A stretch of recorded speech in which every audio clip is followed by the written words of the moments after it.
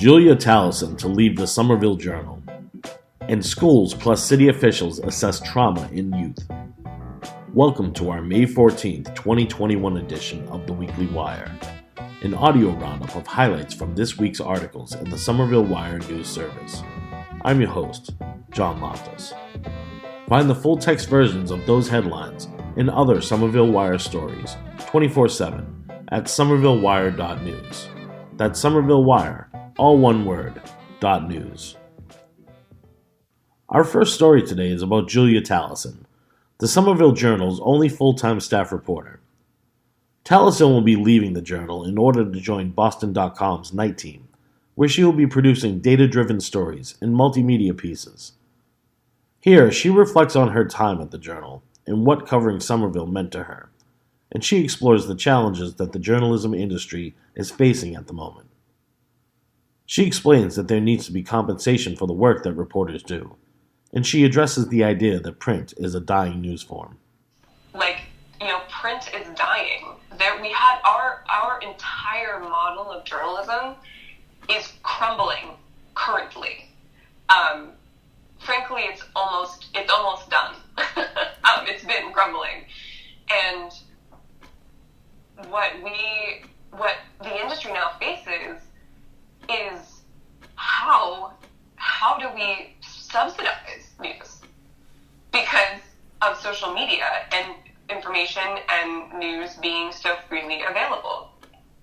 And I believe that a free press is essential to the democracy of this country, and that in a kind of perfect world, if you will, that we would all figure out a way to subsidize news that it wasn't necessarily on the consumer to pay for, because I think that presents a problem of equity, that then you have uninformed or less informed low income populations, which also are many times minority populations, and then the papers are not incentivized to cover those populations because they're not paying quote unquote customers.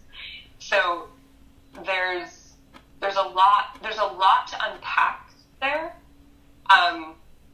So I guess in short answer, yes, of course, social media has impacted news delivery, news coverage, and because companies have had to shift in how they monetize, journalism, which I would say is, it's a complicated issue.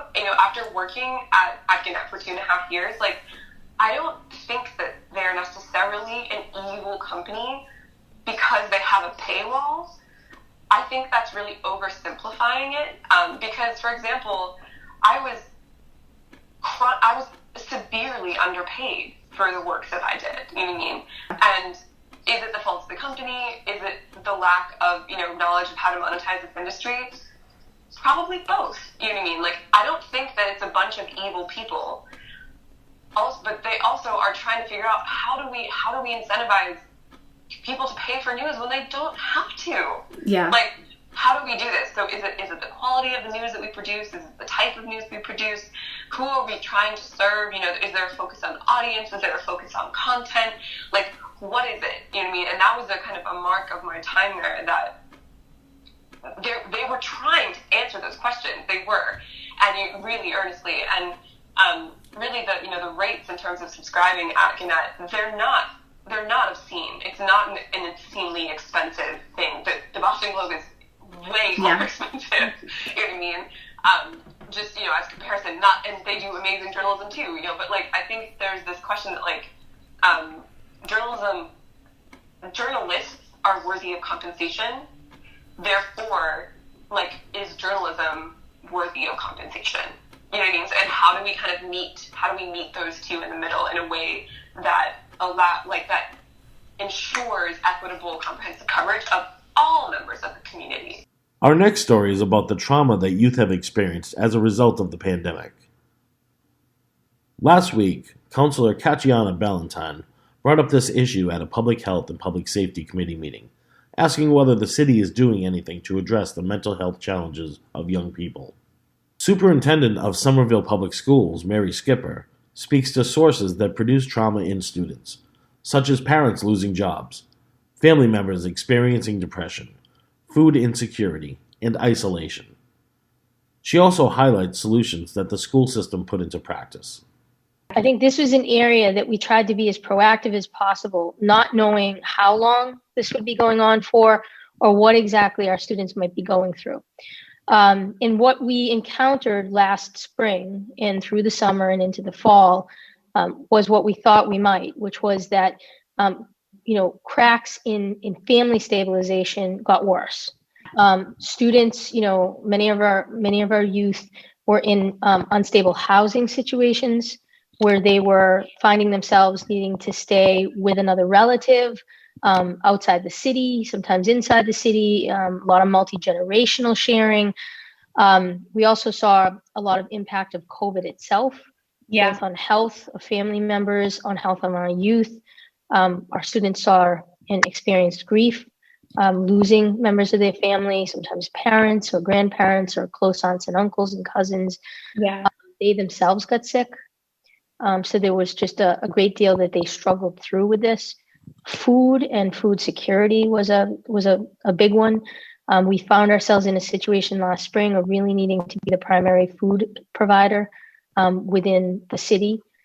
So we did it, jointly with Doug Kress's shop in the city, but our food services department sort of took the lead on it. And, we were putting out thousands and thousands of breakfast and lunch and snacks to stabilize families and ensure that our young people had what they needed. Connection and access was a big one for our students. And we knew that the more we could stay connected with them, the better they would fare. So we did a big push with technology to get hotspots, to make sure that they had their computer, their Chromebooks. We did a lot of pickup through the food delivery service spots in each of the schools. We had the schools be hubs. We knew our families trusted those hubs, that they felt comfortable and they knew how to get there. And so even things like diapers and clothing, it ran the gamut as to the types of things that our families needed. The Somerville Wire and the Weekly Wire are a production of the Somerville News Garden Project at the Boston Institute for Nonprofit Journalism.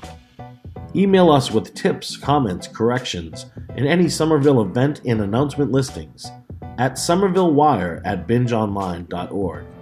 That's somervillewire@binjonline.org. Have a wonderful week, Somerville.